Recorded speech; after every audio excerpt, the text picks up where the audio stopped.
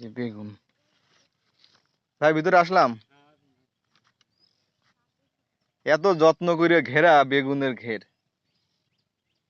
অন্য কোনো ফসল মনে হয় এত যত্ন করা লাগে না। এ উপর দিয়ে চারিপাশ দিয়ে পুরো একদম ঘিরে সেই যত্ন করা লাগে। আর দামটাও হবে না কেন বেশি বলো? হ্যাঁ, সারা বছর ভালো থাকে। এই যে ভাই হারভেস্টিং করতেছে এখানে, আমি তো ভাই বলতেছি কি হয় জানি না। ঠিক আছে, এই যে মাশাআল্লাহ, এই সাদা কালো মিলাই আছে আর কি, মানে কালো জাতি আর কি এগুলা। কালো বেগুনের দাম নাকি বেশি সাদার থেকে? তা জানি না।